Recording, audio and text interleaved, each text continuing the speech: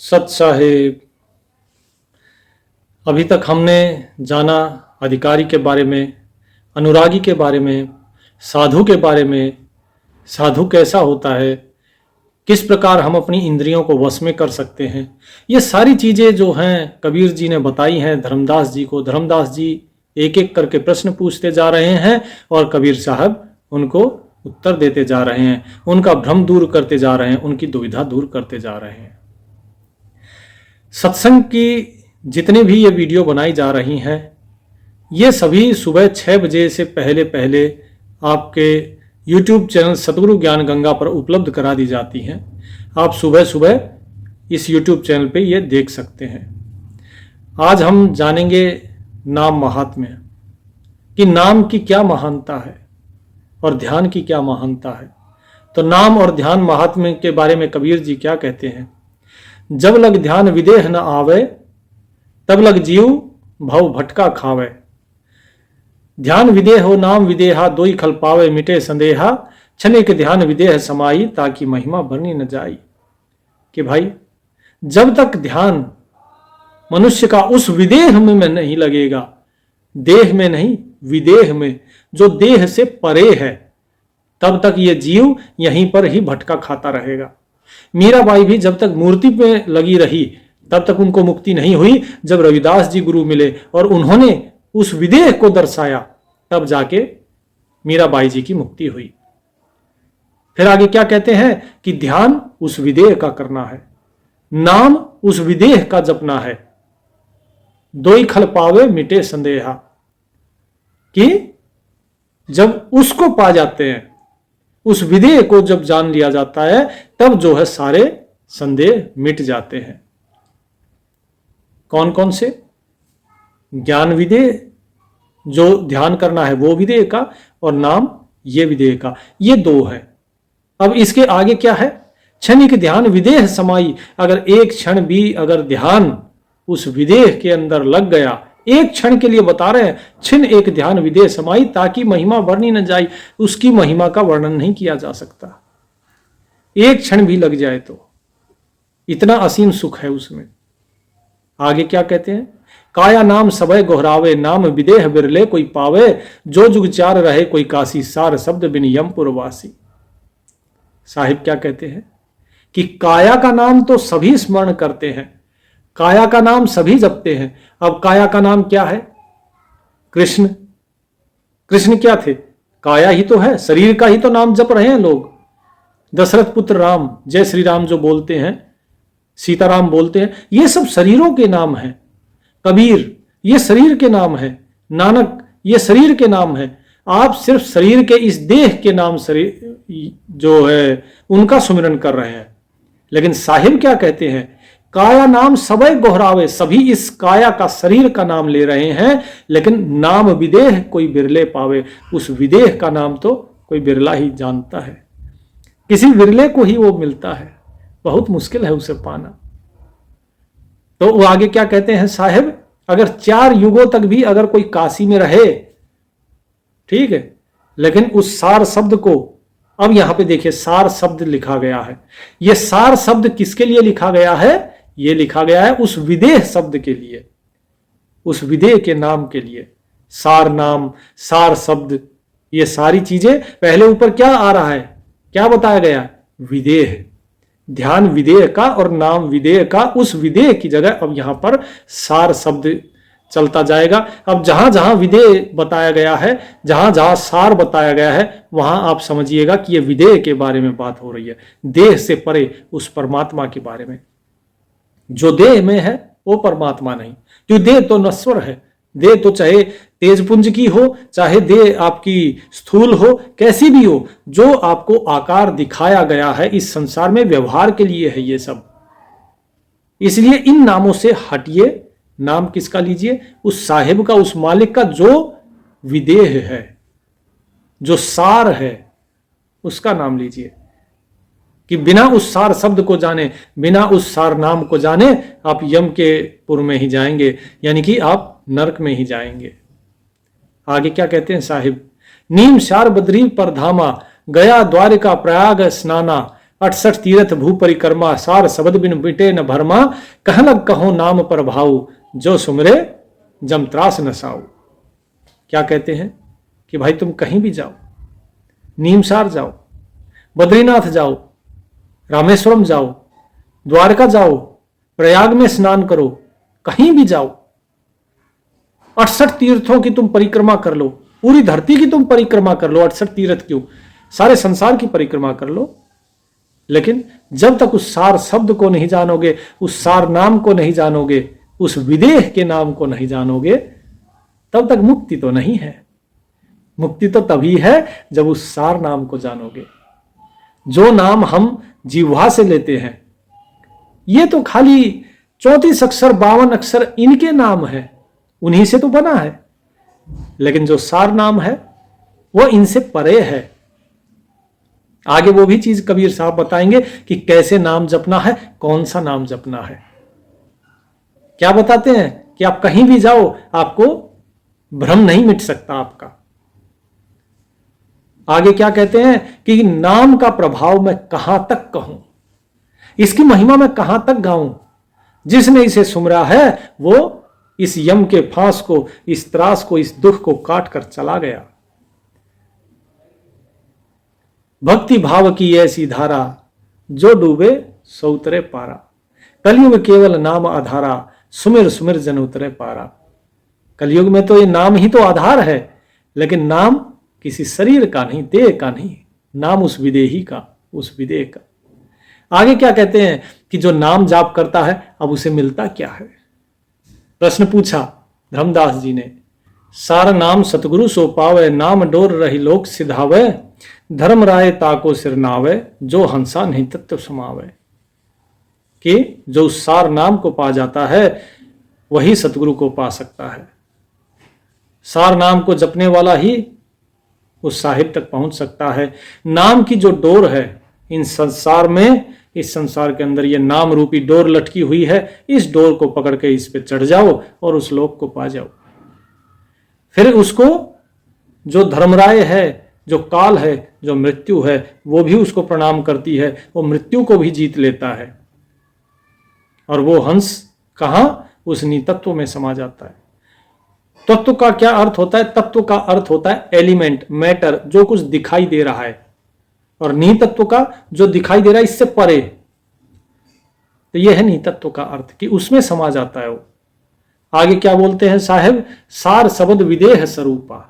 अब देखिए धर्मदास जी पूछते हैं कि भाई सार शब्द है क्या? आपने इतनी बार कहा, पहले आप विदेह शब्द कह रहे थे, विदेह नाम कह रहे थे, फिर आपने सार नाम कहा, उसके बाद आप सार शब्द कह रहे हैं, ये है क्या सार शब्द? तो क्या बताते हैं साहिब, सार शब्द विदेह स्वरूपा, नी अक्षर वही रूप अनूपा, तत्व प्रकृति भाव सब देहा, सार शब्द नी तत्व विदेहा। कि जैसे कि मैंने आपको पहले बताया, सार शब्द उस विदेह का स्वरूप है। विदेह जहां पे है, सार का अर्थ विदेह जानना चाहिए, जो देह से परे है। वो किसी मूर्ति का नाम नहीं, वो किसी व्यक्ति विशेष का नाम नहीं है, किसी स्वरूप का नाम नहीं है। तो सार शब्द विदेह स्वरूपा, नी अक्षर है वो। इन अक्षरों से जो 52 अक्षर जो बताए गए हैं हिंदी में, इनसे जो स्वर और व्यंजन होते हैं, बोले इनसे परे है वो, इन सब से परे है। वो लिखने में नहीं आता, अक्षर नहीं है वो अनूप है, उसका रूप ही अलग है। तो आगे क्या कहते हैं कि तत्व प्रकृति भाव ये सब देह है। किसी भी प्रकृति के बारे में आप चिंतन करते हैं तो आप देह का, आप किसी आकार का, किसी देह का आप चिंतन करते हैं, लेकिन वो तो विदेह है। सार शब्द नितत्व विदेहा, वो नितत्व है, विदेह है सार शब्द। अब जैसे यहां पर बिल्कुल स्पष्ट हो रहा होगा आप लोगों को, जो लोग कहते हैं कि परमात्मा निराकार है और जो दूसरे कहते हैं क्या, नराकार है, लेकिन यहां पे साहब क्या कहते हैं कि विदेह है, आकार है ही नहीं। आकार तो उसका होगा जो देह होगी। अगर आपको आकार कुछ दिखता है तो कोई देह दिखाई देगी, कोई शरीर दिखाई देगा, कोई सीमा दिखाई देगी, लेकिन यहां पर क्या बता दिया साहिब ने कि वो नितत्व है और विदेह है। आगे क्या कहते हैं, कहन सुनन को शब्द चौधारा, सार शब्द सो जीव उबारा। अब देखिए क्या कहते हैं, कहने और सुनने वाला जो शब्द है, अर्थात जिस शब्द को हम मुंह से बोल सकते हैं, जिसको हम कानों से सुन सकते हैं, ये शब्द क्या है, चौधारा। चौधारा मतलब कि चार जो खानियां हैं, इन 84 की जो धार है इसके अंदर फंसाने वाला है। अगर कोई ये सोचे कि नहीं यही शब्द है, ये शब्द तो इसलिए दिया जाता है ये नाम, ताकि व्यक्ति क्या करे, इस मन को साधे, उस परमात्मा की तरफ लगाए, और एक बार ये मन सद गया तो उसके बाद आगे सार शब्द जो है वो जागृत हो जाता है। फिर व्यक्ति इस नाम को छोड़ देता है। यदि कोई इस नाम से फिर भी प्रेम करके रखता है तो वो यहीं रह जाएगा, इन 84 लाख योनियों में ही भटकता रह जाएगा। चौधार, चौधार मतलब चार जो योनियां बनाई गई हैं, अंडज, पिंडज, सेतज, ठीक है, उखमज, यानी कि एक वृक्ष योनि हो गई, एक जो है जो पिंड से पैदा होते वो हो गए, एक जो अंडे से पैदा होते वे हो गए, एक हो गए जो नमी से पैदा होते हैं। बोले इन चारों धाराओं से परे है वो।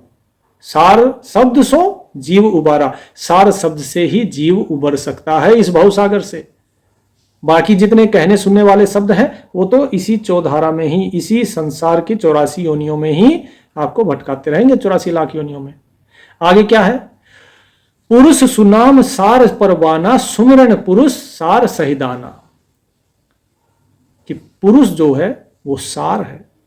अब सार का बार बार क्या अर्थ बताया जा रहा है, विदेह, कि वो जो पुरुष क्या है वो क्या है, विदेह है, और उसका जो सार शब्द है वो भी विदेह है, जो उसका परवाना यानी कि उसका जो मैसेज है, संदेश है, वो भी विदेह ही है। यानी कि वो कहने सुनने में नहीं आता, परमात्मा अपना जो ज्ञान देता है वो कहने सुनने में नहीं आता। तो उस पुरुष का सुमरण करो जो सार है, जो सबके साथ हमेशा है, हर घड़ी हर पल सब जगह समाया हुआ है। आगे साहिब क्या कहते हैं, बिन रसना के जाए समाई, तासो काल रहे मुरझाई। कि वो सार शब्द क्या है, वो बिना जिह्वा के बोला जाता है, वो मुंह से बोलने वाला नहीं है। बिन रसना के जाए समाई, उस सार शब्द में आप बिना रसना के, ये जीव जो है ये नहीं बोलेगी, वो अंदर ही अंदर चलता रहेगा, और उसी में जाके व्यक्ति फिर आगे, हम ये जीव उसी में जाके समाता है और उसी के साथ फिर आगे बढ़ता है। और जब उसके साथ आगे बढ़ता है तो जो काल है ये भी मुरझा के रह जाता है, अर्थात जो मृत्यु है ये भी देखती रह जाती है, ये कुछ नहीं कर पाती फिर उसका, क्योंकि वो सार शब्द कौन देता है, वो सतगुरु देता है। और सतगुरु क्या है, विदेह है। ये जो देहधारी जो आजकल आपको दिखाई देते, जो कहते हैं हम सतगुरु हैं, हम जगत गुरु हैं, हम विश्व गुरु हैं, ये सब गुरु नहीं है। वे सतगुरु क्या बताया है, विदेह बताया है। ये तो सारे देहधारी, तो ये सतगुरु हो ही नहीं सकते। साहिब क्या कहते हैं, हाड चाम को सतगुरु कहे, ये सब धुंधर ज्ञान, चार दाग आवे नहीं उसको सतगुरु मान। जो इन चारों दागों से परे है वो सतगुरु है। कौन, वो विदेह है, वो शरीर धारण नहीं करता है, वो नराकार नहीं है, क्योंकि जो शरीर ही धारण नहीं करेगा वो नर कुंजर कोई भी आकार नहीं होगा उसका। तो वही चीज यहां बताई गई है और ये बार बार समझाया जा रहा है। सूक्ष्म सहज पंथ है पूरा, तापर चढ़ो रहे जनसूरा, नहीं वह शब्द न सुमरा जापा, पूर्ण वस्तु काल दिख दापा। अब देखिए साहिब ने क्या बता दिया, अब और खोल के बता रहे हैं कि भाई वो पंथ जो है, जो रास्ता है वो बहुत सूक्ष्म है, लेकिन वो रास्ता बहुत सहज है। उस पर ना दौड़ना है ना जल्दबाजी है, कुछ नहीं है। उस रास्ते पे तो बस चलते जाना है और धीरे धीरे सहजे सहजे उस पर चलते जाओगे तो पहुंच जाओगे। वही पंथ पूरा है, वही रास्ता। बाकी सारे रास्ते तो अधूरे हैं, सब इस संसार में रहते जाते, आगे नहीं जाते। लेकिन वही जो सहज पंथ है वही आगे जाता है, वो बहुत सूक्ष्म है। उस पर चढ़ो, लेकिन उस पर चढ़ता कोई है, उस पर कोई सूरा यानी कोई सूरमा ही, कोई सूरवीर ही उस पर चल सकता है। कायरों के चलने की बस की बात नहीं है वो। वहां पर ना शब्द है जो सुमरा जापा, जो तुम मुंह से बोलते हो, सुमरन करते हो, जाप करते हो मुंह से, बोले ना वहां पे वो शब्द नहीं है। ये सब तो संसार के बनाए हुए हैं, भाषा संसार की बनाई हुई है, आवाज इस देह से निकल रही है, जब देह यहां रह जाएगी, भाषा यहां रह जाएगी, तो वहां पे क्या है? वहां ये सब नहीं है। वहां पूर्ण वस्तु है। पूर्ण वस्तु कौन है? परमात्मा। काल दिख दापा, और काल जो है, काल तो सिर्फ देखता रहता है। काल का अर्थ मृत्यु जानिए, काल का अर्थ समय जानिए, जो इस समय के चक्र से निकल गया। मैं जो बातें बता रहा हूं ये कबीर साहब ने बताई है अनुराग सागर में। आप लोगों को जो झूठा ज्ञान बताया जा रहा है, किसी ने कुछ भी बोल दिया, यहां पढ़िए, अनुराग सागर में पढ़िए, आपको एक एक चीज कबीर साहब क्या बता रहे हैं और आपको क्या बताया जा रहा है। पहली चीज तो ये हो गई होगी यहां पे आप लोगों को सिद्ध कि परमात्मा नराकार नहीं है, वो विदेह है, देह है ही नहीं। आगे क्या है? हंस भार तुमरे सिर दीना, तुमको कहो शब्द को चीना, पद्म अनंत पंखुड़ी जाने, अजपा जाप डोर सोताने, जो उस अजपा जाप डोर को, उस रस्सी को जो पकड़ लेता है, उसको जो पकड़ के ऊपर चढ़ता है, उसकी अनंत पंखुड़ियां हो जाती है। पद्म अनंत पंखुड़ी जाने, कहने का अर्थ यह है कि वो सीमित से असीम हो जाता है। और यदि तुम्हारे सिर के ऊपर, बोले हंस भार तुमरे सिर दीना, तुमको कहो शब्द को चीना, कि तुम्हारे सिर के ऊपर जो भार है, उस भार से तुम मुक्त हो जाओगे। लेकिन तुम ये बताओ कि तुमने कौन से शब्द को पहचाना है? तुम पहले उस सार शब्द को तो पहचानो, पहले साधना करो, भक्ति करो, प्रेम करो उस मालिक से, उस पर विश्वास करो, फिर तुम उस शब्द को पहचान पाओगे। फिर उसके बाद इस हंस के सर पे जितना भी कर्मों का भार है, ये सारा भार से तुम मुक्त हो जाओगे, फिर अनंत हो जाओगे। उस अजपा जाप जो है, उस डोर को पकड़ो। अजपा जाप का क्या अर्थ है? कि जो अपने आप होता रहे, जिसे जापने की जरूरत ना पड़े, जो जीव से मन से जपा ना जाए, वो है अजपा जाप। आगे क्या है? सूक्ष्म द्वार तहां तब पर से, अगम अगोचर सतपथ पर से, कि जब तुम उस अजपा जाप डोर को पकड़ोगे और अपने आप को अनंत महसूस करने लगोगे, धीरे धीरे तुम्हारे बंधन टूटते जाएंगे, तब तुम उस सूक्ष्म द्वार को पहचानोगे। वो सूक्ष्म द्वार का दूसरा अर्थ क्या है? दूसरा नाम क्या है? भंवर गुफा। बोले उसको पहचानोगे।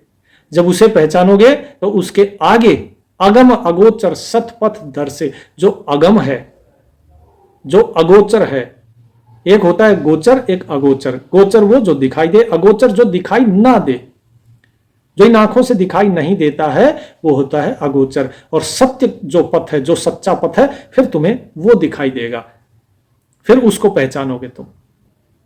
आगे क्या बोलते हैं कि इसके बाद क्या होगा? ये बता रहे हैं कि नाम जाप से फिर क्या होता है। नाम जपने वाले को जो सार शब्द जिसको मिलता है, उसको क्या दिखाई देता है, फिर क्या कैसा महसूस होता है? अंतर शून्य मही होय प्रकाशा, अब आपके अंतर में प्रकाश हो जाएगा। तेज पुंज धीरे धीरे जैसे व्यक्ति होना शुरू हो जाता है, इस प्रकार का महसूस होगा। तहवा आदि पुरुष को वासा, और जो वो प्रकाश दिखाई देगा, वहां पर वो आदि पुरुष, वो जो सतपुरुष है, वो परमात्मा है, वो वहां पर बैठा है। ताहि चीन से हंस तह जाई, और वो जब दिखाई देता है, जैसे हमें सूर्य दिखाई देता है, तो दिखता है तो हम सूर्य की तरफ चलेंगे, लेकिन अगर दिखेगा ही नहीं तो कैसे पता लगेगा कि सूर्य कहाँ है, हमें किधर जाना है? हमें घर दिखाई देता है तो हम घर की तरफ चलते हैं कि हाँ ये रास्ते से जाना है। तो इसी प्रकार वो परमात्मा, उसका प्रकाश दिखाई देगा अंतर में, फिर हम जो है उसकी तरफ चलेंगे। वहां जो ये हंस है, ये उसको पहचान जाएगा, और फिर जो हमारी आदि सूरत है, तहां ले पहुंचाई। ताहि चीन हंस तह जाई, आदि सूरत तहां ले पहुंचाई। आदि सूरत पुरुष को आदि, जीव सोहंगम बोलिए ताहि। धर्मदास तुम संत सुजाना, परखो सार शब्द निर्वाणा। कि भाई जब ये हंस उस साहिब को, उस मालिक को पहचान जाता है, तो ये सूरत उसको वहां ले जाना शुरू कर देती है। और ये सूरत जो है, ये उस सतपुरुष की ही आदि है। आदि का अर्थ, हम किसी चीज के आदि हो जाते हैं ना, आदत लग जाना कि इस सूरत को उस साहिब की ही, अर्थात इस आत्मा को उस साहिब की ही आदत है, ये उसी से प्रेम करती है, लेकिन इस संसार में फंसी हुई है। लेकिन जैसे ही ये वहां जाकर उसे देखती है तो ये उसको जान जाती कि हाँ यही है मेरा साहिब, और ये उधर चल देती है। और इसी को ही जीव, इसी को ही सोहंगम कहते हैं। ये जो जीव है, ये जो आत्मा है, ये उसी परमात्मा का ही तो अंश है, इसीलिए सोहंग उसका अंग है। ये बोला, हे धर्मदास, तुम संत हो, तुम सज्जन हो, तुम उस सार शब्द को ही पहचानो, यही तुम्हारे लिए उत्तम है। सत साहेब।